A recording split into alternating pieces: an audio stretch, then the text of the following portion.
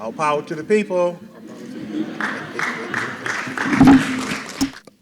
It's an honor to be here and to be able to engage with you around some of the historical relevance of the artwork and some of the more recent work I've also have done.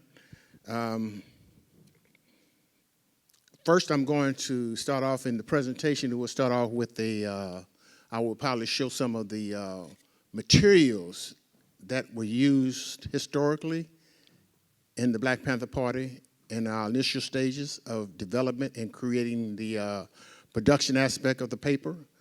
I will also show you work retrospective from the 1960s, 1970s, and more recent work that I've done as well, and show you and talk about some of the travels as well, where the journey has taken me over the years.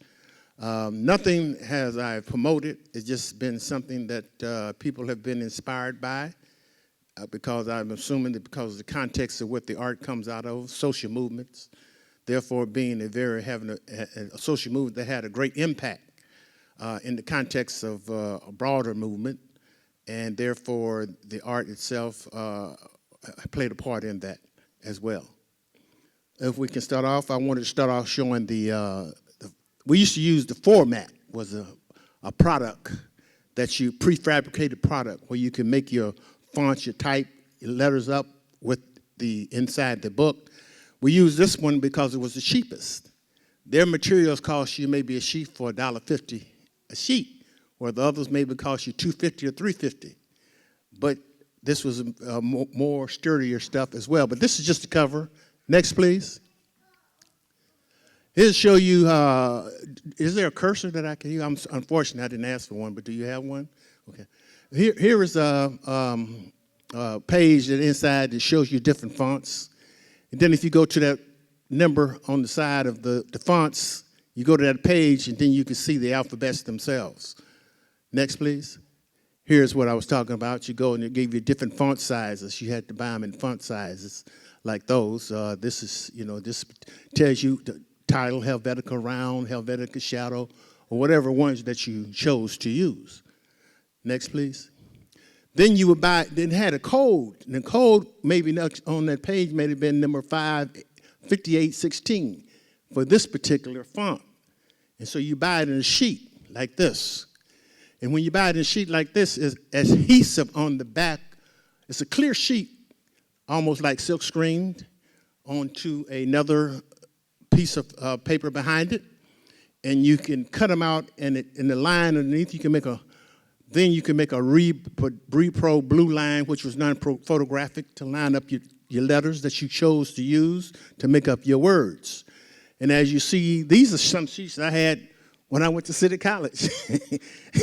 And also when I worked for the Black Press for over 40 years, they were still using it in the Black Press in the Bay Area. Next, please. Here it shows you inside the different texts and patterns that you could also choose from to get sheets of.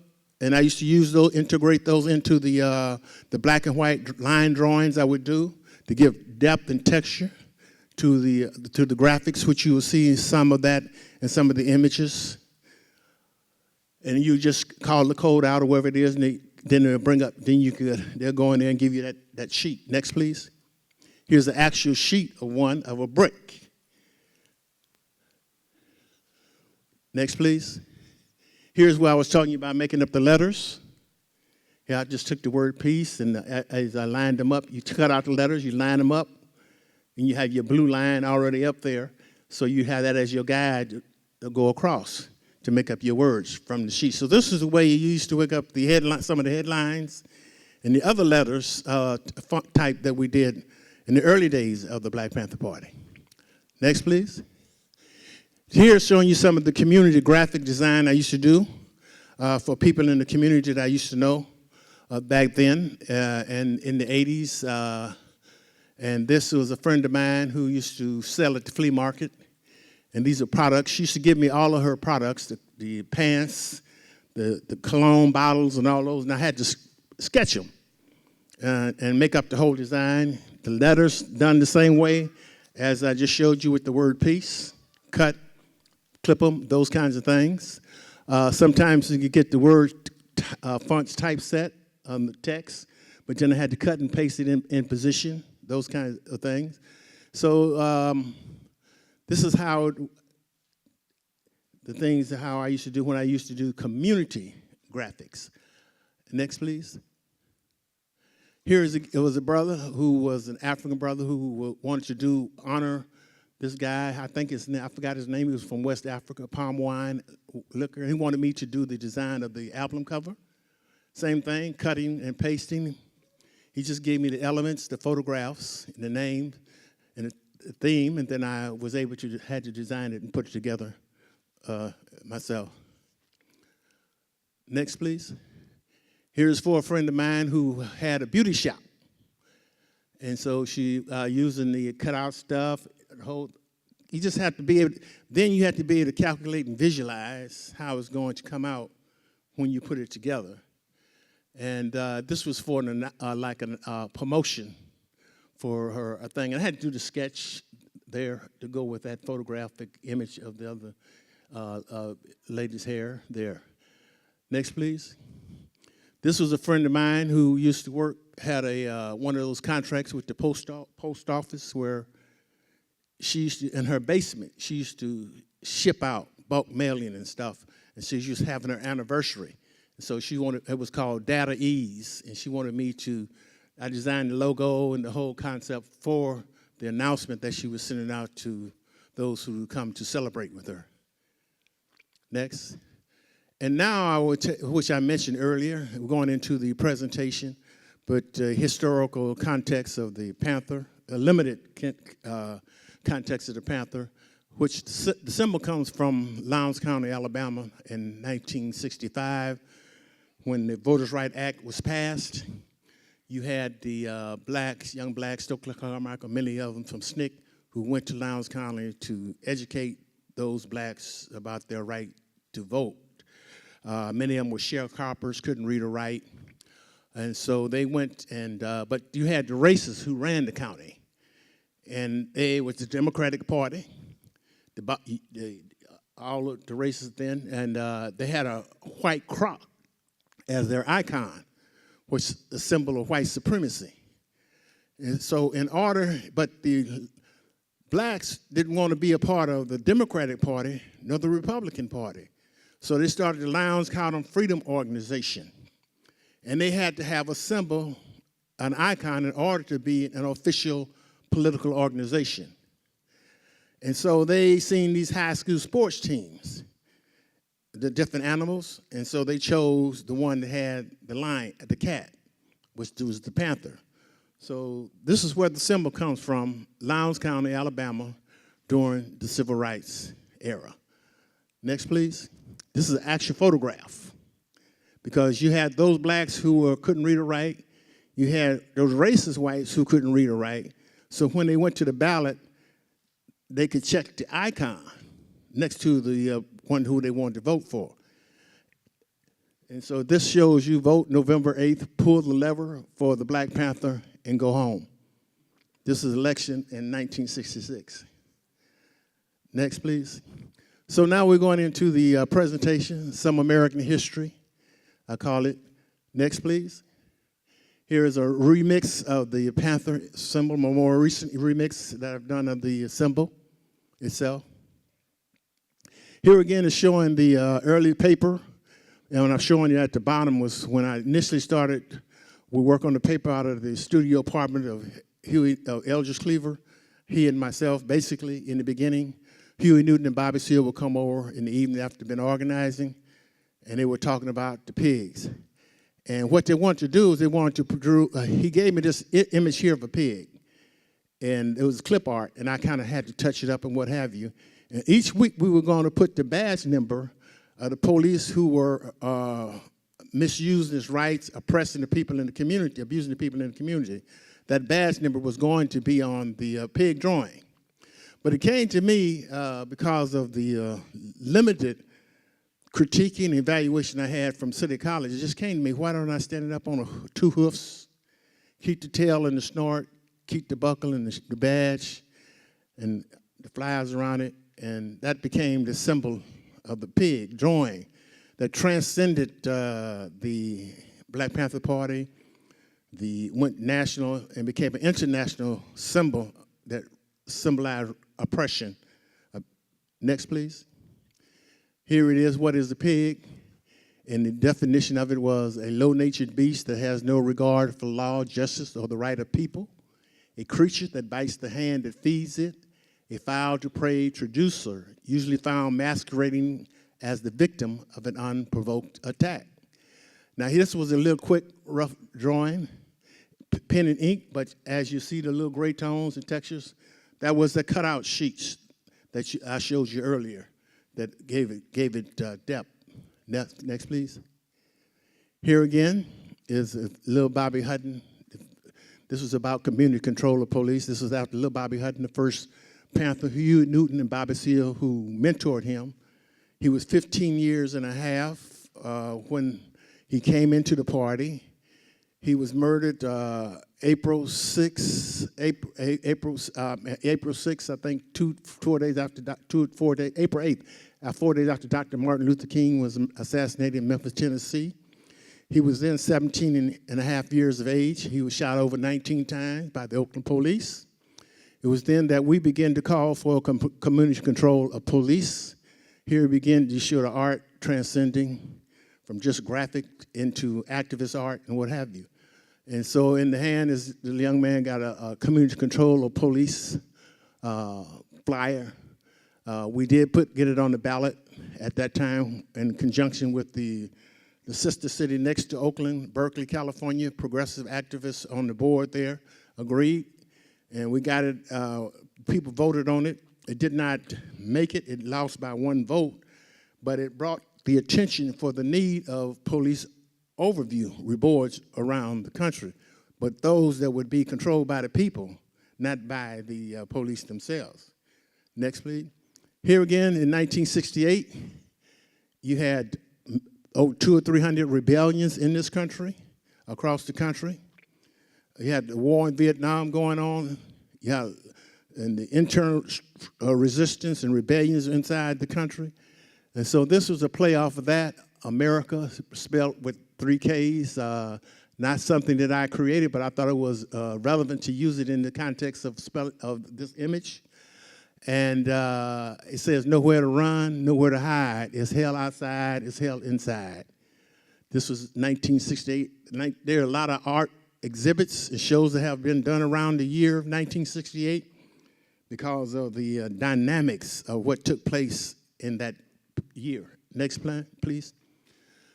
This one is one where we begin to use the biblical word Babylon to coin America.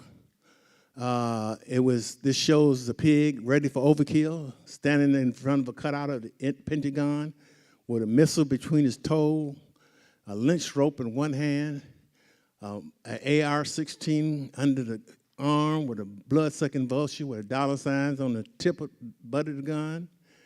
You got a hanging aid in one hand, dollar signs drooling out the mouth. And what you had in 1968, New Haven, Connecticut, you had Bowie Seale and Erica Hutton, 2 Panthers, who were exonerated, who were charged with the murder of a Panther, which finally found out in the process that it was agent provocateurs who did the murder, and they were released from prison. You had Kent, Ohio, at the university there, Kent State. You had 4 white students who were assassinated by the National Guard for protesting against the war in Vietnam. Augusta, Georgia, Jackson, Mississippi, Rutgers, and many other colleges where you had black students. You had uprisings and rebellions that were taking place during that time. Also, you had the war in Vietnam, Cambodia, Laos, and the struggle of the Palestinians. All this and much more was going on in 1968. Next, please. You had John Carlos and Tommy Smith, who went to the Olympics and gave the Black Power sign. In 1968, it gave the Black Power sign. And there were a lot of discussions behind that during that period in the community where with the Olympics, some of them to determine what they should do when they went there, but they couldn't come to a consensus. So this is what they decided to do, and other Olympians made their decisions as well. Next, please. This is in the following the 1968 Olympics. This is 1972. This is when Wayne Collette and Vince Matthew, two Olympic champions, when they won their gold medal, the protests continued. They just stood there. They didn't, when the national anthem played, they just stood there. They didn't put their hand over their heart, shed tears. This was their way of protesting. Next, please. As you see, this was the back of that paper called At Ease. Next, please. Here is a play off the Olympics, one I call the Olympics, where you get down, run the race, you come to the line, he wins, stands up on the podium, he's holding up the flag, got the medal around his neck, and when he comes home, and when it's over, a nigger is a nigger is a nigger. Don't make a difference. In the context of you're Olympic, you're a doctor, you're a lawyer, you be profiled in America. You had over 600,000, in New York, before it was settled, young black and brown being profiled just because of the color their skin. When they found out and I think they did a survey, and they found out that less than 1% of those young people were found with contraband, but 45% of those whites who they did not search had contraband. Next, please. Here we talk about the military. It's all the same. Local police, the National Guard, the Marines. It all comes under Homeland Security today. That's where the orders come from. When you look at the brother murdered in Ferguson, you look at what they brought in, military formations, all those things. It just become aware of it. But this is something that's gone over 50, 100 years. Next, please. Here's one then to your left was Henry Kissinger, who was the Secretary of State, and to your right is a caricature of Richard Nixon, who was then the President of the United States. And it says, and you got the globe, and on the globe it says Third World, Latin America, Africa, Asia. It says, ha, ha, ha, good old American peace, peace on the missile. Next, please. Here again was back in the day, I didn't start using a rat as a little avaricious businessman and also as an oppressive character, manipulator, winding up his little toys, sending them off to war. They go to the war, they realize that they're fighting the wrong war, and they come back and they turn on the U.S. imperialists. Many of them joined the Black Panther Party. Next, please. This is called Peace with Honor. You had those who refused to go to the war. Some went underground, some went to prison, some left the country. And we had solidarity committees with the draft resistors in Scandinavia, in Canada, and here in the U.S., because we were opposed to the war. Next, please. To war. Here's showing what war does to human beings, the psychological impact of war, called U.S. government approved. The drugs, substance abuse, all that.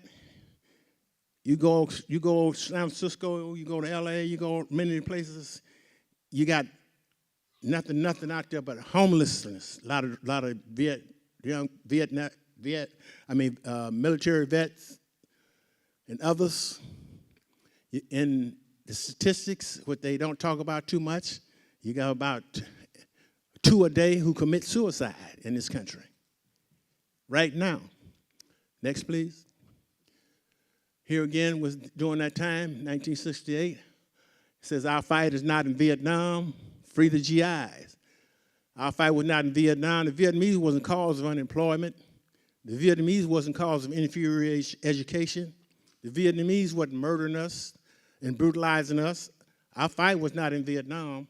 Our fight was right here in the U.S. Next, please. Here, that same paper was some young Latino brothers who were our allies at that time who were charged with the killing of a San Francisco policeman. They had no lawyer. They had no way to represent themselves. So they asked us if we would share our paper. We shared our paper with them, about 4 or 5 issues, so that they could speak to their case. We helped them get a lawyer, and they were eventually found not guilty of the killing of the San Francisco policeman. Now, you can imagine if they wouldn't have had the kind of help or assistance from the Black Panther Party, they would probably be dead now or still in prison. Next, please. Here's again another one of those issues, design elements that we use to show our solidarity with. Next, please. Here's one of the images I did showing the U.S. imperialists nursing all these little piglets. All these little piglets with names on them were involved or directly involved in the colonization of other people, third world people in the world. Here again is how you show the U.S. imperialists how it spoon-fed the apartheid government of Israel, then, 50 years ago. Next, please. Boycott letters. You had Cesar Chavez and the farm workers were walking down the avenue where our central headquarters was one day. We heard the noise. We went out there, and it was Cesar Chavez and 50 farm workers. We asked them what was going on. They told us that they were on their way to Sacramento to protest against the chemicals that were being sprayed on the lettuce that were harming the workers in the fields. And so they said that they were hungry and they needed a place to eat. And so we worked it out where they could go to our school and we fed them. So we marched with them from our headquarters to our school, which was about 30 blocks, and we broke bread for lunch with about 50 farm workers along with Cesar Chavez. And thereafter, they continued on to the state capitol, picking up supporters along the way. And this is why this paper was done, to show our solidarity with that issue and the farm workers. Next, please. We want decent housing fit for the shelter of human beings. That was one of the 10 points of the 10-point platform and program of the Black Panther Party. And here you show the mother trying to protect her baby from the rodents, and the rodents coming around, attacking, sneaking up to attack the baby. It was meant to be provocative in that way to bring attention to that issue. Next, please. Here was one that was done when they had the unmanned Sputniks going up into space. And at that time, you had to think about these things in you had to be devil's advocate to think about what the possibilities of what this could be possibly about. And it says, whatever is good for the oppressor has got to be bad for us.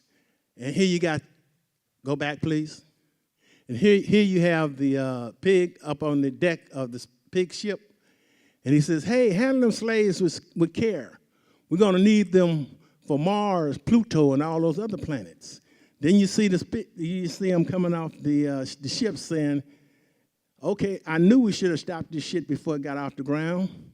Then you had the pig over with the pig with the shovel and the pick, and he's saying, okay, goddammit, don't take 400 years this time. This is the new frontier of slavery possibility, or possibly a place where they can use to possibly incarcerate, disappear people, all these kinds of things. There's a possibility what's going to happen when if they're ever able to make it where they can have actual living situations on long term for masses of people. Next, please. Here's one I played off of it too when they first went up, and before you even thought there were blacks in the program and stuff. And when it's like white flight, when blacks would move into a neighborhood, whites would move out. And it says white only, and it says, oh, at last, up on the moon. Next, please. This is a graphite pencil with a watercolor wash in it. It's about Save the Children. Next, please. Here's another one, Save the Children. This could be anywhere in the world today. That's right here in this country. They blind us to all this, but this is everywhere. Next, please. Freedom. Here again, you can see clearly how I use the different patterns and textures to make the wallpaper and the wood kind of sense in the artwork itself. Not necessarily the design is in scale. It's how it works. If it's relevant and it works, that's how I work. A broom ain't really that big. So a dustpan doesn't really come up to your knee, but it's what works, what aesthetically works. Next, please. Here's also one we did called Public Housing USA. This was one of 3, and this was done when we were working in the projects, the housing, public housing, and listening to their concerns. And we went to the city council meetings in Oakland and came up with this interpretation based on their concerns, expression of their concerns at the city council meeting. And it says, story by the people, illustration by Emory. It says, hello, Public Housing Authority. This is a tenant of your slum housing calling you again. I have rats and roaches in my apartment. It needs effective extermination. I have a stopped up toilet and a leaky sink. My house hasn't been painted in years. We need more garbage pickup. I'm disabled, live on the 3rd floor, have no elevator, and very poor light. My children have no place to play. Stairs that need repair are hazardous to our health. Stop the police harassment. Years pass, nothing happened. Action to be continued. So we just was done 3 in that series. This is, I think, 1 of 3. Next, please. Here again was talking about when Nixon had coined the word black capitalism. We said Richard Nixon coined the word black capitalism, can't be much too much. So, but a little weed. So we make black capitalism a little weed. When you chop down imperialism, the little weed gonna fall. Next, please. His father and son instilling, inspiring determination. Next. Here's one that says Alabama, Georgia, Louisiana, Mississippi, California, Chicago, New York, America. Freedom is a constant struggle. Next, please. Here's one of Justice Scales. I got a more upgraded one I've done. I'll show you. Remix when you get to the newer images. Next, please. Here again is I just want to testify. I'm not going to sit around any longer. I got freedom on my mind. This was a scratch board. It looked like a woodcut, but that was a scratch board. I don't know if that's what you call it today, where you paint it, and then you scratch out, and you get what comes up was white, but you got them now with many different color boards, and this gets a sense of woodcut. Yeah. And then I took the border from one of those certificate borders and put it around the edges. So you can use whatever you choose to. We used to find, you say, well, this is for certificates. Well, you can use it any way you choose to, if it works. Then I had clipped out this image that I had in the books that I used to look through a lot of black books from the South during that time. And when I had, sometimes when I wanted to do something, I could have recall to go back and know what I want to use with the artwork. And so that's what I integrated that into the artwork as well, calling it Freedom. Next, please. Here's again another one, We Shall Survive Without a Doubt. These are Panther Cubs. These were babies in the Panther. They're now in their 40s. But they're during that period in time. Next, please. Vote for Survival. Free food program. Can you see it up there clear? Is it sharp, or do you need more lights out? Okay, it's okay. Next, please. Here again is one saying, vote. A lot of people think that, what's the name? Hillary Clinton was the first woman to run for president. Black woman, Shirley Chisholm, was the first black woman to run for president. We supported Shirley Chisholm when she ran for president. We held rallies with her when she came to the Bay Area and what have you back in the day. A vote for Chisholm is a vote for survival. Unbought, unbossed. That was a slogan. Next, please. All power to the people. This is showing many collage of the social programs in the background. We had free breakfast program, free health clinics, alternative schools, all those things were part of the social fabric of the Black Panther Party. Next, please. Sickle cell anemia, a disease that predominantly impacted the African-American community in this country. There was no cure. There was no discussions around it. We began to talk about the disease. We did over 100,000 free testing throughout the United States where we had chapters and branches where you come, you get your finger pricked, and then they test, and then they put it in the tube and you could check to see if you had sickle cell. You had a Panther who was from Houston. No, he was from Dallas. He had been sick all his life and didn't never know what the problem was. And when he wrote his book, he said he took the test when he was in the Panthers, and that's when he found out that he had the sickle cell. All up until his life, he didn't know what his problem was. Next, please. Here's the front paper again. It was designed to impact and talk about the issue, called it Black Genocide, Sickle Cell Anemia. It's not just talking about the issue, but it's how you word it as well in the context of the sickle cells themselves and the design overlaying the text.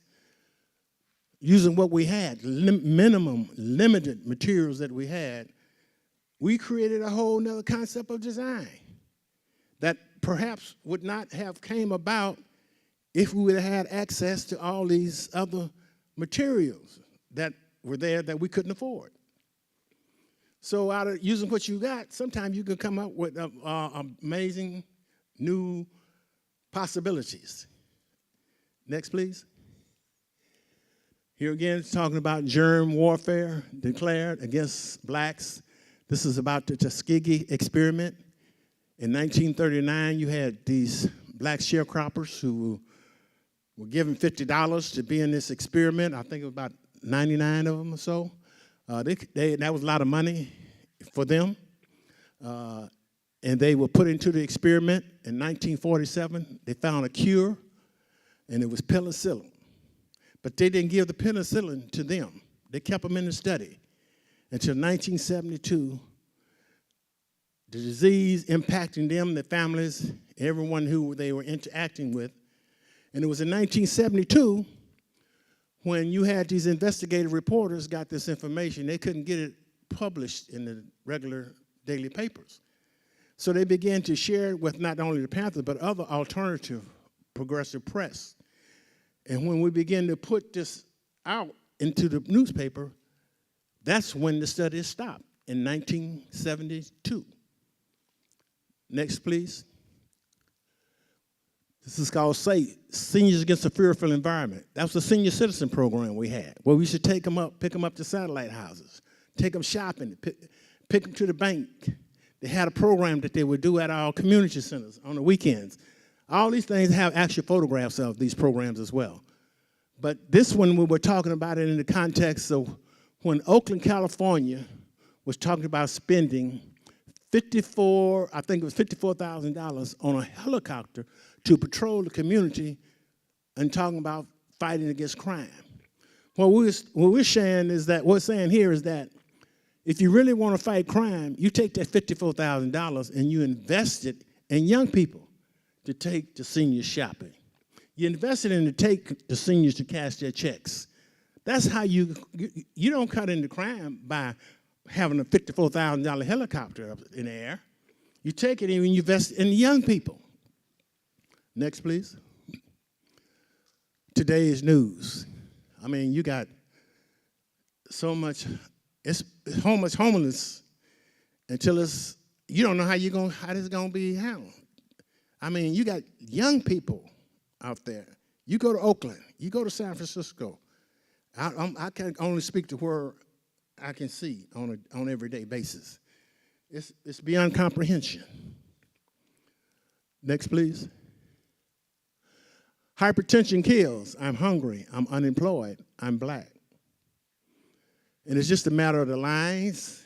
Hypertension kills. You have to express that in the visual. If you just have nothing that expresses that, you don't get that real feeling. You got to get the feeling. Sometimes you have to become a method actor when you're thinking about something. How would it feel if hypertension kills? If you're hungry, you're unemployed. How can you express that in the lines of the artwork or whatever it is that you're doing? Next, please. Here again, one dealing with the apartheid system of South Africa. And I had a book called The House of Bondage, which is the only book I had. And so I took excerpt pictures from that book of the exploitation and repression and put them on the books of matches. And like the spark of the match that continues to light the prairie fire. And when it lights that fire, you have this freedom fighter that comes out. And at the bottom it says, repression breeds resistance. Next, please. Here's one of my images. This amazing poster created by the Cuban artists of two of my art images back in the day. By OSPAL, Organization of Solidarity with People from Asia, Africa, and Latin America. When people used to go to Cuba, some of the youngsters and folks who would go to work, help with the sugarcane crops in the brigades then, they would see this art and they say, you didn't do that art. The Cubans did that art. Because they seen these posters, and they thought I was copying the Cuban art for a long while. But here, after a while, it became realized that it was the other way around, and it was in solidarity, so there was no problem about them copying it, or what have you, in that context then. And so I'm going to show you where the next two images will show you where the images came from. Next, please. These are the two images of mine, 1967. This was also in 1967. If you go back again, you will see those two images, how they cropped them, shifted them, the whole bit. And I got a newer image that I've done of that, well, I'll show you that I've remixed in the more recent images. Next, please. Here again is another one of my images, which they did, and they said it in 4 languages: solidarity with the African American people, August 18th, 1968, in 4 different languages. Next, please. Here is the image.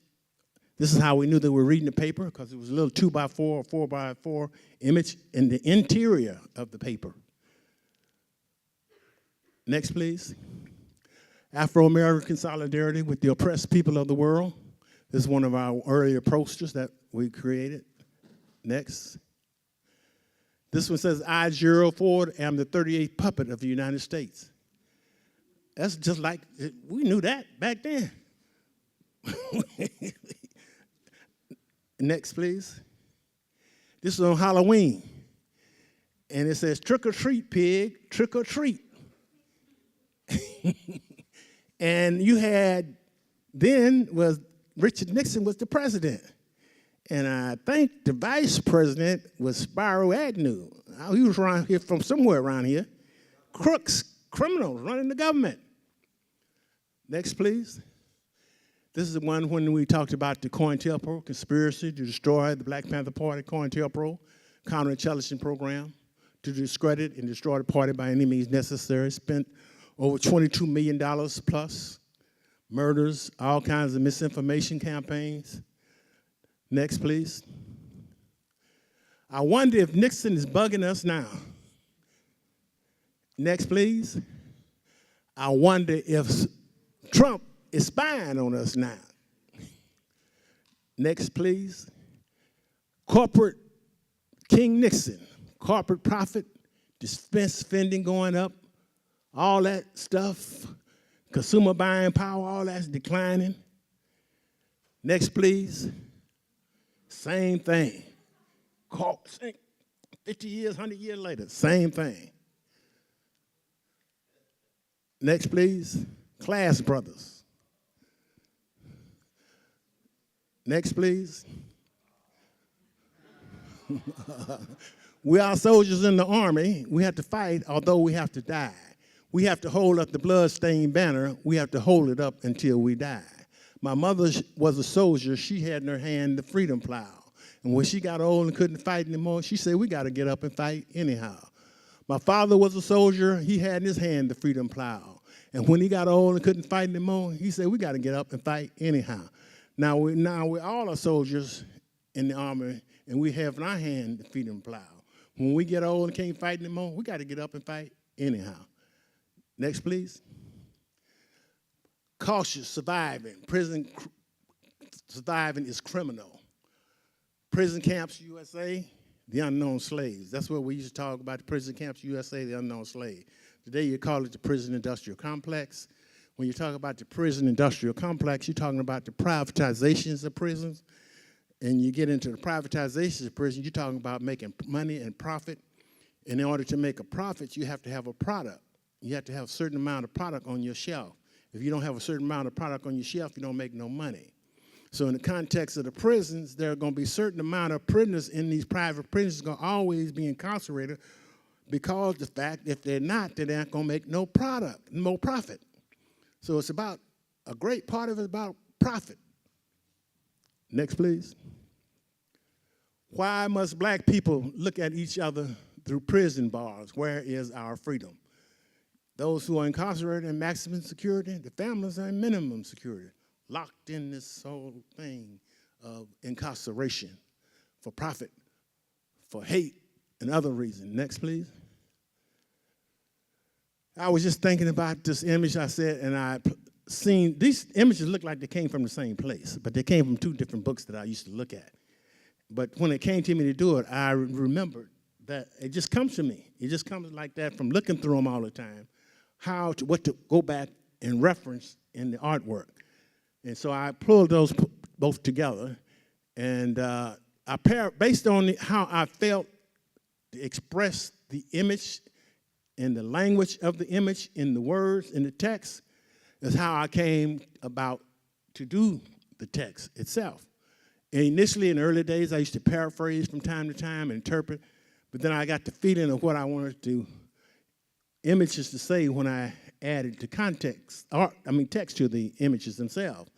And it says, my suffering, my bitterness, my loneliness, I'm not going to let it get me down. I'm not going to let it turn me around. Next, please. George Jackson lives. George Jackson was a brother who went to prison as a common criminal. He became enlightened and politicized and political while he was incarcerated. He wanted to start the first chapter. He started the first chapter of the Black Panther Party in prison at San Quentin Prison. He was assassinated as well in San Quentin Prison. Next, please. Fred Hampton, Mark Clark, and the Raised in the Black. You can kill a freedom fighter, but you can't kill freedom. In relationship to Fred Hampton, Mark Clark, that story is on, you can get it on YouTube, The Murder of Fred Hampton. Next, please. Carl Hampton, no kin to Fred Hampton. Every year they do a big ceremony for him in Houston, Texas. The young man was 21 years old. At the time, we were not having to open up any more chapters, so he started People's Party 2, play off the Black Panther Party, People's Party 2. But when we did open up a chapter, they cleaned up the streets where there was no illegal drug, anything going on illegal. Seniors could come out, walk the streets, all that. One day, they had gotten a confront argument with the Houston police. The police left. They came back about a couple of weeks later. Somebody told him that the police was out in the street, and he went to see what was going on. They had allowed the police to go up into the church tower of the street where he came out of. And when he came out onto the street from the church tower, they had a police sniper assassinate him. It was thereafter that a lot of outrage behind it. But you also had the same thing happen in New Orleans, where you had police dressed as nuns and priests who went to a Panther house, knocked on the door, and when they asked who it was and they looked out, they shot through the door, and the sister got shot through the chest. She survived. So these were some of the kind of things and actions that were taking place during the 60s. in context of the genocidal acts on the part of the government against the Black Panthers. Next, please. This is showing political prisoners in the context of the period of the Black Panther Party. There were many, many more. There are still Panthers who are incarcerated to this very day. You got at least 20 Panthers who are still incarcerated in prisons to this very day, over 35, 45 years. Next, please. Free the New York 21 and all political prisoners. Tupac's mom was a member of the New York 21, Afeni Shakur. Next, please. And as you can go back to the other one. Now, designing here was just where I dropped out the continuous, the tones in the art to make it into black and white, the figures, and kind of played with them a little bit, clean them up here and there, and to give it that feel. But that was an actual photograph. Next, please. Free Angela. Angela Davis was a comrade of ours, and in solidarity. Close comrade. Next, please. Kidnap. This is called Kidnap because I remember one day it came to the Panther office, and we knew something, but we couldn't figure out what it was. And we could see people doing stuff that normally wasn't being done in front of the office. That evening we left. We went to the 3 blocks away to the filling station. All of a sudden you had the police come down on the federal marshal. They sweeped on the car with machine guns and the whole bit. I was in one car with other Panthers, and Bobby Seale and other Panthers were in another car. They snatched Bobby Seale out the car and took him away. We got in touch with our lawyers to find out that they had took him to the federal building in San Francisco, and they were sending him back to Chicago because they were claiming that he gave a speech at the Democratic Convention demonstration and protesting against the war in Vietnam outside of the Democratic Convention. They were saying he incited to riot, which was not the case. So we call this Kidnap. Next, please. This is when Bobby Seale was incarcerated, as opposed to doing a court illustration like the amazing court artists do. I wanted to do an interpretation of what took place in the courtroom, based on the facts of what was verified in the context that Bobby was lawyer got sick. He wanted to represent himself. He was denied that right. Every time his name came up in the court, he would object. As opposed to taking him out of the courtroom, they gagged him and chained him in the chair and kicked him over in the chair. Never in the history had this ever happened before in the court.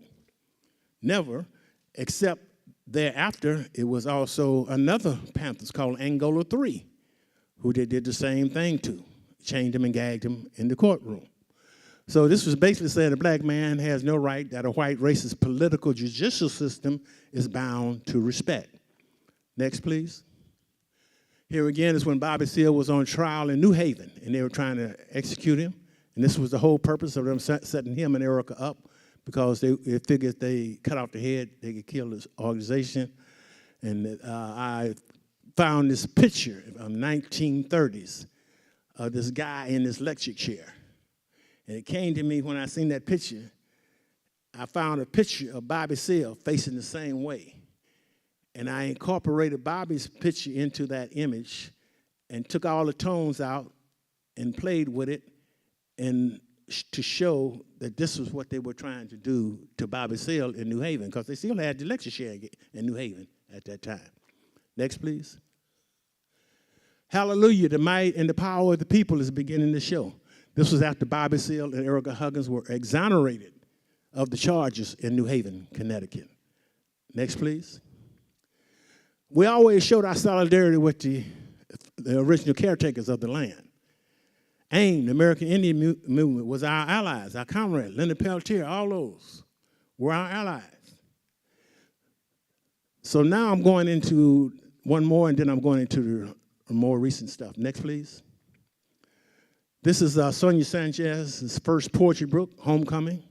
She asked me to do the cover for it when she was a teacher out of San Francisco State, 1969 going to 1970, during that period. Next, please. This is a remix of it. I got several remixes of it. I don't have them all in here, but I have several remixes that I've done of this one. Next, please. This is called Malcolm. This was a kind of a watercolor and combination. Then I integrated in and put some of the texture patterns in it and stuff like that. Next, please. Dr. King. Next, please. This says health is wealth. I like this saying, yes, non-toxic. Next, please. Here again, I call this Malcolm the Warrior. Next, please. Here's a remix of one. This sister used to sit and live in back of us. And every week she would get her paper and sit out there and read her paper. So I wanted to illustrate this. I did an earlier illustration. I remixed this illustration of her sitting and reading her paper. Next, please. Here, and again, is a historical one that I've remixed as well called People's Free Food Program. And here he's saying, here we are living in the land of plenty while we, the people, starve. Next, please. This brother used to be slushed, but he would come get his paper every week, no matter what, he would get his paper. And so I also wanted to show the depth of those who read and supported and were in solidarity with the Black Panther through these images. Next, please. We were sharecroppers, working the same fields, some of the same fields that the sharecroppers are working today. Next, please. Here again is where these last two I showed you, where I've scanned in some of those materials. And I also integrate them into the art as well today. Next, please. Here's that one I told you I remixed of it. It says, our struggle continues from one generation to the next. Next, please. Here one showing the, I think this was 2005 when we had a celebration of the anniversary of the Black Panther Party and serving the people, body and soul. All the different social programs that we had integrated into the collage. A lot of people in Winston-Salem, the first chapter we had in the South, they had an ambulance, a free ambulance service, because the ambulance wouldn't come in a timely fashion or come in at all. So they got together and got certified, and when they got certified, the community helped them buy an ambulance. So you had the Black Panther Community Ambulance Service in Winston-Salem. In Chicago, when we had the free busing to prison programs all across the country, where we take loved ones of those who had people incarcerated to come for free, to go visit and connect. In Chicago, they were given a Greyhound bus, but they took the Greyhound off of it and put a Panther on it and called it the free busing to prison program in Chicago. Then we used to have cars and what have you all across the country with people who would volunteer those services to take people. The free breakfast programs, the senior citizen program, alternative school we had, liberation schools, all those things were part of the Black Panther Party fabric. Next, please. Here's a more recent remix of one that I call Freedom, and you got the blip with the plane with the word educate to liberate. Next, please. This one was Toni Morrison's book, Bluest. This is I was asked to be a part of a exhibition for banned books, and I chose Toni Morrison's book to illustrate, and it was about this young woman, in essence, who mother thought she wasn't a beautiful child, and she was going to have a horrible life, and she did on her journey. Was very hard. She lived in this illusionary world, but on the last page, what Toni Morrison said is that she could have been assassinated, and that kind of stuck with me. So from that, I came to the conclusion with the illustration that you can be psychologically assassinated. You don't have to be assassinated with a bullet. You can be psychologically assassinated. And that's what this was about, psychological assassination. Next, please. Here we call reparations. This is when I did an exhibition with Greg Morizumi, Japanese-American, who did an exhibition, Japanese-American, African-American, demanding reparations. Next, please. Here again was also a part of the exhibit using the words to spell out the word reparations. And using this symbol, it's a West African symbol there that represent you are a slave of him whose handcuffs you wear. Next, please. freedom. Next, please. Justice, resist unjust law. This is a woodcut. This is in collaboration with Fabiana Rodriguez, Chicano artist, where these were carved 7 feet by 3.5 feet, and they were rolled print out on the cement. They'll call this one Peace. This is where I integrated some African fabric behind the different artwork I put together, called Peace. Next, please. Here's a remix of a historical one. Now I'll call that one Peace. Next, please. Here, and Black Scholar in 1987 asked me to do a political art for the cover of the Black Scholar magazine as it relate to what the black politics were at that time. And to me, yeah, the jackass and the elephant were eating out the same trough. So, next, please. I'll call this one Toxic Waste. Now, you got the Republican bullying the Democrat, but after a while, you're going to have the Democrat bullying the Republican. It's toxic waste. Next, please. This one says, Real Talk. It says, Mama, why didn't President Obama pardon Leonard Peltier also? Sadly, because of government's ongoing deep and extreme hatred, baby. Next, please. Fascist xenophobe. Commander-in-Chief, he's still doing the torture and carrying on in Guantanamo Bay. Still going on. From one president to the next. Next. Call this word figure war, W-A-R. If you see the concept of it. Next, please. Here again, drone warfare. You have collateral damage from the drone warfare. Where is it taking place? Pakistan, Afghanistan, Africa. For every so-called terrorist they kill, they're killing about 14, 15 innocent people. So you're creating more hatred and more vengeance instead of solving the problem. Next, please. This one I did when Obama was the president. And this was done based on the fact of him, when he went to get a Nobel Peace Prize, he did not give a peace talk, he gave a war statement. So that made him a Nobel fraud. But also, they got together, he got together every week with over 30, 40 people or more, where they decided on who they're going to assassinate in the world. So he was carrying out the policies of the government. Next, please. Kill list. They had a kill list. Who they're going to kill every week. This is what war does to human beings. You got people, we don't really understand that you got people from depleted uranium, no eyes, no lips, 2 or 3 arms, maybe 3 eyes, all deformed, disfigured, because of that. We don't see this. We don't see this as human beings. But this is what they put. This is what war does to human beings. No matter the action or the reaction, it's going to be the same. Next. Guilty of genocide. Genocide, deliberate killing of a large group of people, especially those of a particular ethnic group or nation. Next, please. Free the land by any means necessary. Boycott, divest, down with apartheid. Next, please. BDS, boycott, divest, sanctions, down with apartheid.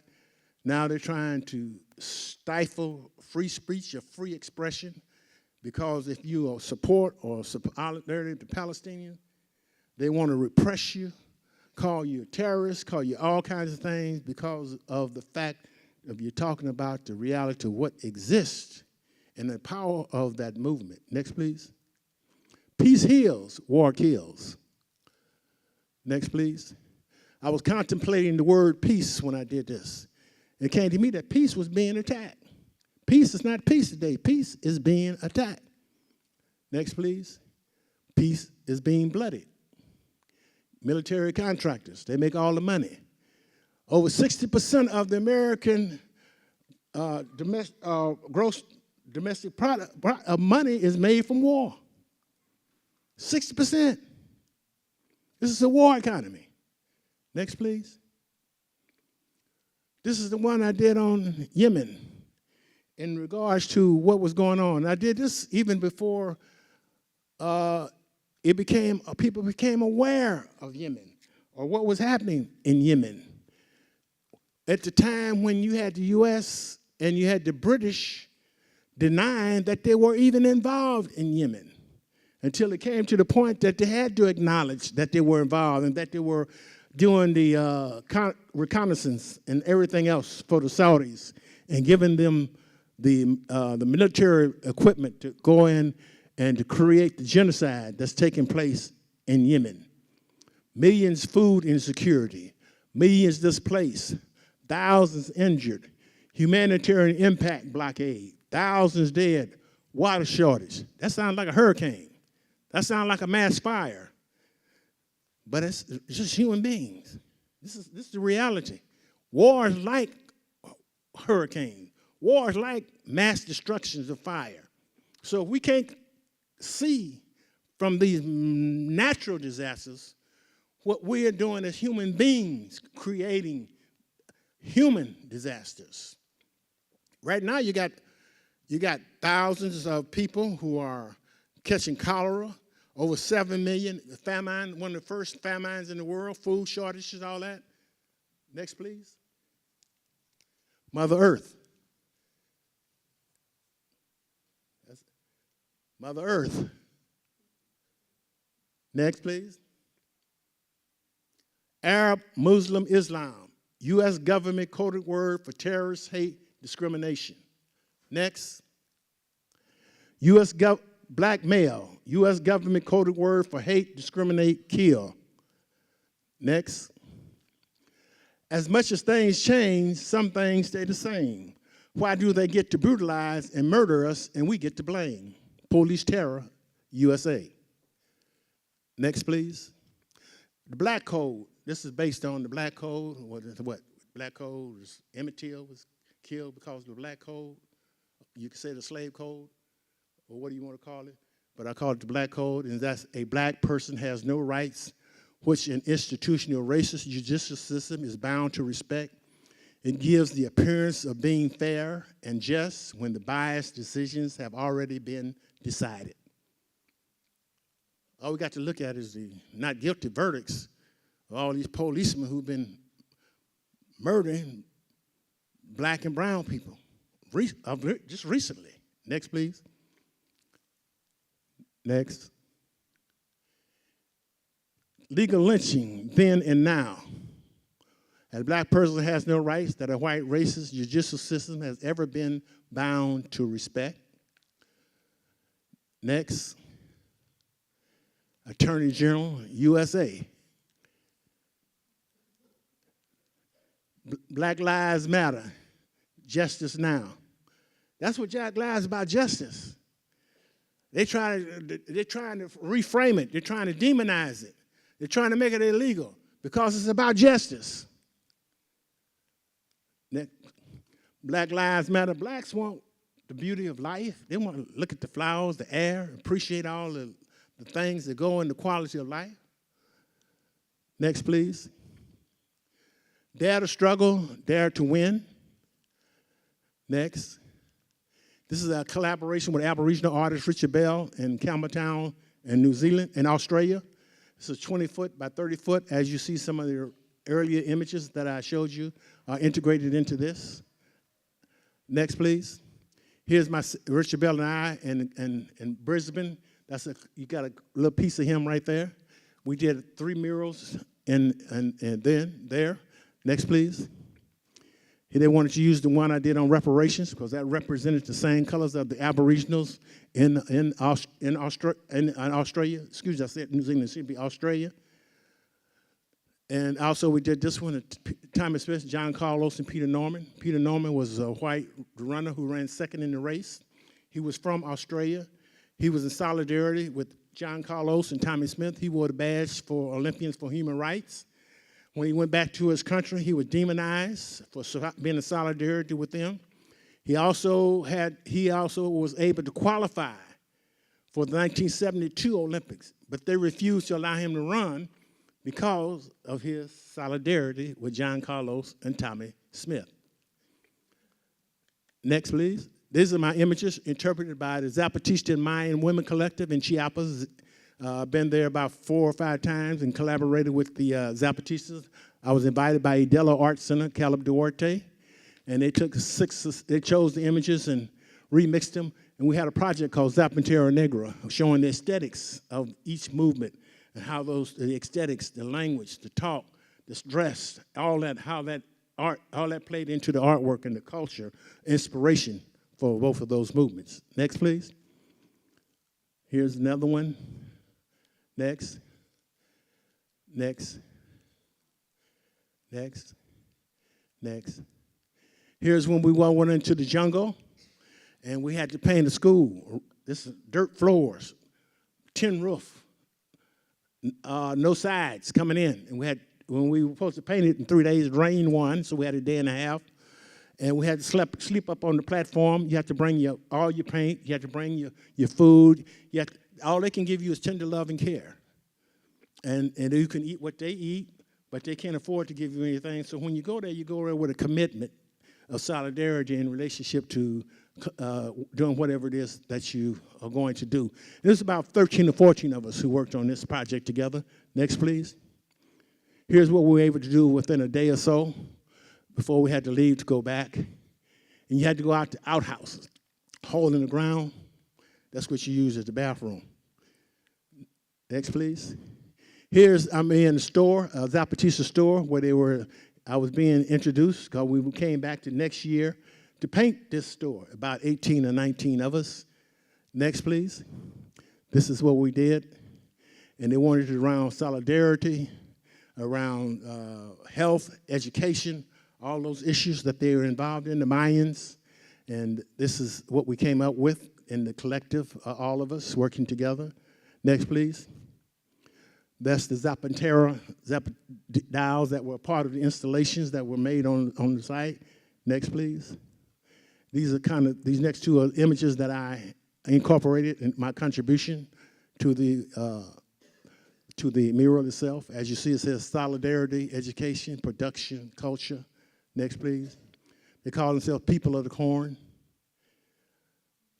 This is IOZ Anapa in solidarity with the 43 students missing in Guerrero, the state of Guerrero in Mexico.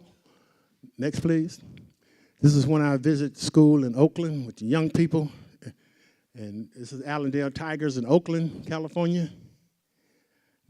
This is in Urbis, Manchester, England. When I went there and had the exhibit in Urbis, Manchester, England, 1969, I did a master class with the young people who were dealing with their self-esteem, not necessarily with the content of the artwork, but as developing with their self-esteem. And so this is what a couple of months before the exhibition took place. Next, please. This is the images of that exhibition in Urbis, Manchester, England. We had desks with reading materials connected to the desk that we required reading, that when people came in, they could sit down and read the same materials that the Black Panther Party was required to read. We also had audios and videos that they could look at. Artwork was layered in an amazing way. This exhibit went on from, I think, October 1968 to April 1969, and it had over 43,000 people who came through there. They wanted to keep it longer, but they couldn't because they had to go to New York to the new Museum of Contemporary Art. But it was an amazing exhibit. Urbis doesn't exist anymore. But next, please. This was opening night there. Here is about the twist symbol when I collaborated with a Maori artist in New Zealand. And I found this twist symbol online because I wanted to figure out what I was going to do. And that's a green twist, a single twist. In essence, what it says, well, we may go different paths, but we'll always come back together. And I told that to the Maori artist. He said, oh, that's just a plain, simple symbol. You know, everybody likes it, but it's nothing, extraordinary about it. So, but I say, okay, well, how am I going to make this symbol relevant and have an impact? And so what I did is I incorporated the Maori flag into the symbol, and the next image shows you what I came up with. Next, please. So this became the image that I did. And I had a Maori brother who interpreted in Maori, the language of overcoming oppression is our path to unity in Maori. Next, please. There's the exhibit. This exhibit was in the hood. This was Auckland International Art Festival, but they had never had nothing out in the hood, in the areas in the hardcore they call it. But you had so many young people coming back and forth who were interacting and engaging with and talking with. This so happened when this writer was doing his story on the festival. And because he's seeing what was happening, go back please, because he was seeing what was happening, he wrote that was the best of the overall festival because of the engagement and the acting of the common folks and the people in the community, particularly young folks coming in and talking with us and communicating with us. Next, please. This is the first time I went to New Zealand. I was there for 41 days for artist in residency. And these are on the streets up next to the University, Elam International School of Fine Arts. I was invited there. But there was so much interest in my being there at that time that they canceled that, and I went to the North and the South Island for 41 days talking about my artwork and the history of the Black Panther Party. Next, please. This is also when I was invited to an art school of Samoans in New Zealand. So this was amazing artists. I mean, I went in there, I seen pictures of Miles Davis they were doing, Tupac. First thing, every time I would travel, young people, first thing would always ask me, did you know Tupac? Next, please. Here's at the library, at the main library when we was invited there, and we're talking when they were making plans about a protesting against some land that was being confiscated, and that they wanted to do some images around, so we were discussing that. Next, please. This is in Argentina. When I was invited to Trimarchi, it's a group on the weekends where they do these, every year they had this, bring artists and teachers come in to talk about art, and they invited me to be one of the presenters. And this is my president. You have a professional interpreter, all that is a part of it. 2 big screens, about twice as big as this wall, those screens are, up on the stage. Basketball stadium, huge basketball stadium. They have about 5,000 to 7,000 young people who come to this Trimarchi when I was there. Next, please. This was after giving the presentation. In the corridor, they had all the young artists selling their goods. Outside, they had a skateboarding, and they had a music stand where they had music going on. And maybe 25 minutes, then they get a word, then you go back in, and the other presenter presents and what have you. Next, please. This is that DBD, I think. This is in Portugal. This is 4 floors of exhibition. Each floor you go up, they had painted an image of mine on each floor, but each floor wasn't work of mine. Some of it dealt with different social issues. Next, please. Excuse me. This is on one of the images that were on the floor. As you see, that's one of the ones I remixed. That's the original image that I remixed from, as you've seen earlier. Next, please. Here again, you're seeing how they did it on the walls and what have you. Next, please. This is all a part of that exhibit. Next, please. Now, this here is in that same image, but this is in Nottingham, at Nottingham Contemporary, where they had an exhibition there. Next, please. This is in Bogota, Colombia, at Banco de la República 2 years ago. I had an exhibition there. And this is outside of the announcement of the sign of there for the exhibition. Next, please. Here is on the streets. This is showing you the same street on two sides. When you're going up the street, you see this here.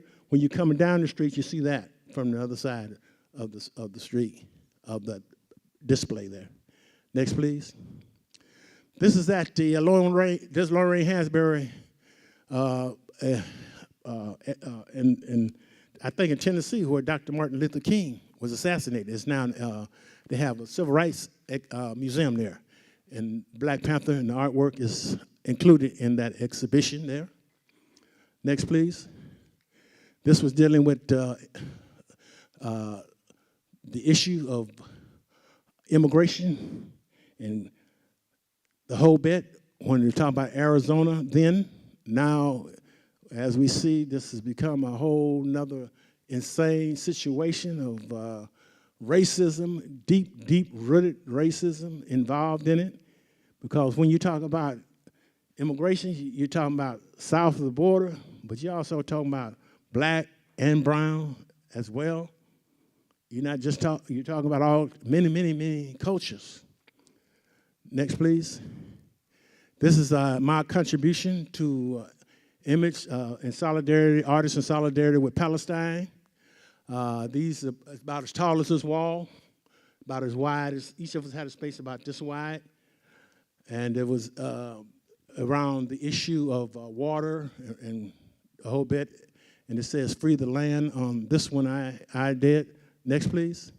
This is the opening night, showing all the artists who contribute. You had a Asian American artist, you had indigenous artists, you had a Latino artist, you had a Japanese American artist, you had a Jewish American artist, you had Afrocentric artists, all integrated Arab American artists, artists from Palestine included in it, and we had workers and helpers who assisted us with the mural itself as well. Next, please.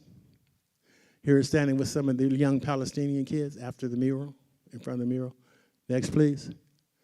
That's a double by accident. Next, please.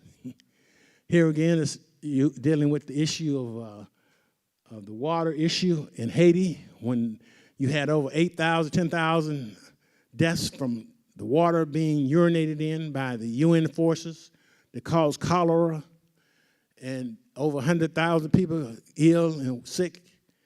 And the UN really not accepting their responsibility for the cause of that situation. So this was on the cover of the Haiti Solidarity publication, which I had done this prior to that. Next, please. Mama said HIV/AIDS is an act of genocide in Africa, and it's an epidemic in our community. And why? It's an epidemic because the fact that you can't get the generic drugs, the pharmaceutical companies, the drugs, the generic drugs that can help prolong life are really not being distributed in the context of serving a broad spectrum of people who need it. Next, please. This is called Father's Love. Next, please. Mother's Love. Here you got less than 1% of the youngsters out there call this mental bondage. Gang banging, looking bullets, talking bullets, back and forth. Next, please. The same image, I went back to New Zealand the last year for last, and I worked with some young people, again, in South Auckland, and they had looked at the images, and they wanted to use that image, but in a more positive, in a more manner of healing, because they got a lot of gangs over there. They got Bloods, they got Crips, they got all kind of gangs in New Zealand. But they wanted to use the mocha. They call it, usually tattoos, they call them mochas, not tattoos. So the design on the faces represent the mochas, and the word spells peace. And you got the young gangs, they got the colors of the Crips, the red and the blood, red and the blue, so that's why the flower was like that. Now this image is in front of the main library at one of the malls over in Auckland, New Zealand. Next, please. This is Tommy E.T., who when I first went there, he's from Tuhoe. He greeted me along with other Maori, and a lot of people didn't know there were Polynesian Panthers who were official chapter of the Black Panther Party in 1971 in New Zealand. There were Australian Panthers also. All this is a part of the film. I think it might be in the film. I'm not sure, in the Vanguard of the Revolution. But you also had Palestine. You had in Palestine, in Israel, you had Palestinians. You had the Dialect Panthers who were inspired in India, who called themselves the Dialect Panthers. All this is documented. Next, please. This is called Endangered Species. These youngsters, they don't care. Let them kill each other. They only come out when major protests come up and they say they're going to do something, but they don't care. They say let them kill each other. Next. The youngsters don't know what they're getting themselves into when they get into prison. They get into modern-day slavery. Next. Prison industrial complex. It's about money, private property. This is, again, another one. What I use this one, too, at one time I had a badge of Free Eddie Conway on there at one point when I reinterpreted it a while back. Next. Justice Now. I got about five more minutes or less, and I'll be finished. Justice Now. Free political prisoners now. Next. Free the Angola 3, targeted, framed, and isolated over 36 years in solitary confinement. That was in 2005, as that story goes. One of them died right after, a couple of days after getting out of prison. Robert King, another Panther who was in there, had been out over 10 years. Then the last brother got out, and they're still doing human rights work. Next, please. Mumia Abu Jamal, freedom. Next. Free political prisoners, freedom fighters, USA, fighters for peace, justice, freedom, particularly the struggles against recognized, cruel, and oppressive conditions, government's inhumane policies and actions. Next. This is the one says, all power to the people, and it says, educate to liberate. Next. And last of all power to the people, and thank you very much.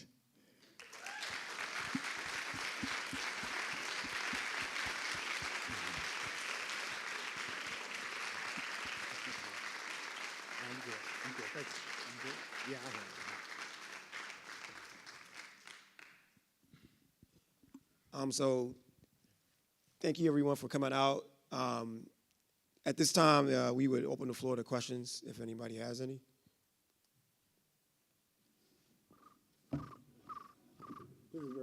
Somebody I don't know how y'all got it. Oh, yeah.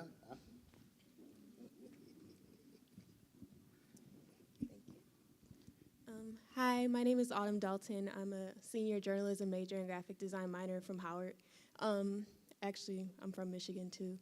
And I'm the managing editor of our school newspaper. So I do the layout and I also control the content that goes into that. And this school year, we're trying to bring back the revolutionary aspect that Howard had with like Kwame Ture, and he's a popular alum. And basically we brought something back called Campus Speak Out. The icon that I made for it is a black fist.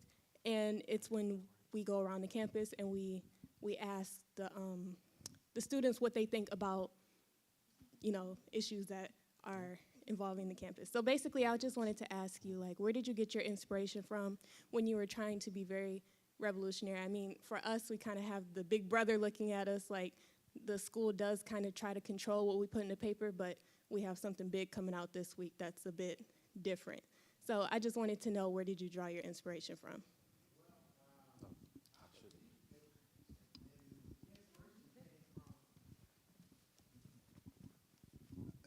The inspiration has come from the community itself, listening and understanding the very basic understanding of what it is that they're demanding, hearing the frustrations, hearing the pain and love that's reflected in what they do and how they go about it, is how I myself began to reflect in some of the artwork, that interpretation of those feelings and expressions. So it's not divorced from that, because the people themselves let you know how they appreciate it. Then you know that you're doing something that's maybe bigger than yourself. And it's not a me art, it becomes a we art, because it's a reflection of the social concerns and stuff that exist at any given time during that period. And you're interpreting that. And so that's it. But growing up, you could say, as a kid, watching and as a youngster reflecting back on the streets, older guys who used to stand in front of the store would be stopped and searched and profiled simply because, and they had to, and if they had no money in their pocket, they charged them with vagrancy. Every week they knew who they were, but they would come by and harass them anyway. And if they didn't happen to have no ID on them that day or no money in their pocket, and they stopped them, they caught them, they go to jail for 2 through 3 weeks. You had that. Growing up at the time when the Civil Rights Acts were taking place in the Bay Area in San Francisco, growing up in San Francisco, where blacks couldn't, entertainers couldn't even stay downtown. They had to stay in the hood because they couldn't. So you seen them all walking the streets in the district where you lived at. All those kinds of things. Observing on the TV what was going on with the civil rights movement in the early 50s and 60s, late 50s and 60s. And seeing the same thing happening in South Africa when you turn on the national news, the hoses, the dogs, all that same thing. And just so happened, I remember as a youngster, and it didn't come to me till later on who they was. I used to see these 2 black men, every time they would come to town, the news would gravitate to them. And I was, wow. And I come to find out that was W.E. Du Bois and Paul Robeson. Yeah. But I didn't realize that as a youngster until later on. But I would be intrigued because they always wanted to talk to them. And then when I happened to turn on the TV, we had 3 channels, and they showed the Democratic Convention where Fannie Lou Hamer and went. And because they were black, I'm rooting for them to be seated, and they refused to seat the delegation. Then you go back to the next time around, you see where they do seat the delegation. The next 4 years they come back, they had, there was some pressure put on from that. And just those are, and going south with my auntie, and when we get in the bus station in Oklahoma City, she hold my hand and say, son, we got to go sit back here, little closet-like for the cafeteria. Don't use that bathroom out here. You got to use this one here, colored only. So those things kind of, I guess, subliminally in relationships, and then you see the rebellions and the resistance that was taking place that they don't show a whole lot of now on TV. All that impacts you.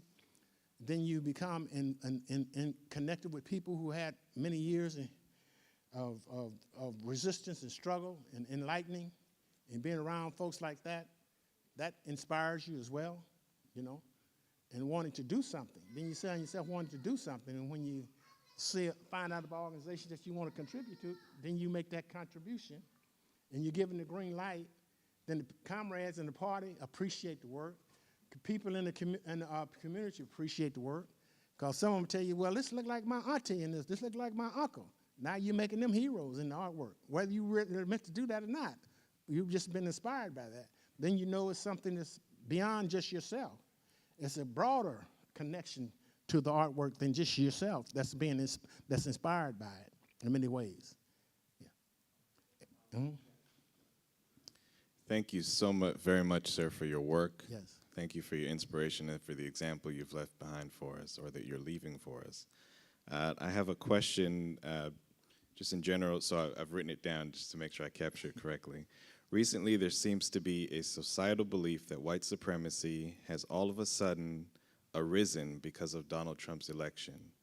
However, history indicates that global white supremacy and terrorism has been in place for millennia.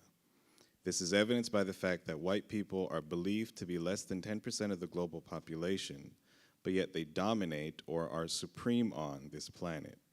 This is also evidenced by the abusive history of white people on this planet, especially from colonialism through the present day. And so here's my question. Do you have an opinion about what people who are not classified as white should do to eradicate the problem of white terrorism and supremacy? Well, you have to inform, enlighten, educate, and that's for sure. Now, the context of how that goes about, I guess that could vary from geographical perspectives, and you have to continue to, you have to inform, you have to educate. And out of that will come repressive situations, but resistance at the same time. But that's the only way that I could answer that question. I mean, with Donald Trump, what he did is he just undressed the language. You know, he raw. That's what they don't like. He undressed the language. You know, it's not that it's something that many of them, and you know, you're talking about institutional racism. You know, you're talking about a culture that you have a privileged class has gone along to accept, and you have to inform, enlighten, and educate. That's what the Black Panther Party was about. Was inform, enlightening, and educating. Yeah. Okay. So you have time for a few more questions. See, we always said we didn't hate people because of the color of their skin. What we hated was inferior education. What we hated was indecent housing. What we hated was the billy club being up on our heads. You see, all those are things that we hate. But we didn't hate people. We didn't stoop to the level of the racists to hate people because of the color of their skin. Okay, quick question. I don't know if it's quick or not, but can you talk about your process, sketches, approval, when you're creating the covers? Oh well, that was. How many layers of approval do you have to go through? I know what you're talking about, a formal way that integrates into the way I do stuff, the way things were done. But you develop your own way of doing it through the critiquing and the evaluation that goes on in the collective. Because there were other artists who came to work with me who had better skills than I, but it's my responsibility to teach them how to integrate the social context into the artwork. So, but through evaluating and looking at your work, critiquing it, you develop different ways of how you can approach it, you know. But it was also, you know, I looked at a lot of different publications, black publications from the magazines, and to get and read a lot of the stuff. But then you have to know, to create the work, you have to have a basic understanding of what's going on. You can go so far off emotions, but after that, but then when you have to be able to back it up, when you're challenged on whatever it is that you're saying, you have to be able to define it. That's the other word, enlighten, inform, and educate. Yeah. Okay. But the process was sometimes I'll try to do a sketch and transfer it, and then ink it. Most of the drawings I did during the Panthers were either wash, pen, and ink, then use the prefabricated textures to overlap on the images, those kind of things. Yeah. And yeah. Except when every now and then I did a painting or something like that. Yeah. Okay, so we have one more question. Free the land, Baba. Yes, free the land. It's a high honor and a joy to be in a room with somebody responsible for, maybe the most powerful images of the last century. I had the privilege of working with Baba Emory Douglas in the late 80s as his Minister of Information, working with that rub-on text and the blue line stuff. And, your work was an inspiration. We were only putting out our New African newspaper like once every quarter. And I'm just amazed at how prolific you were. I mean, that's activity, man. That's living life. And your appropriation of the New African saying, free the land, to the Palestinian struggle, I think is brilliant, and I applaud that. And just, I really wish that the Black Lives Matter movement was as internationalist as you are and as deeply informed as you are. Thank you. So with that, we're going to have to end the presentation. However, please feel free to stick around and talk to Mr. Douglas.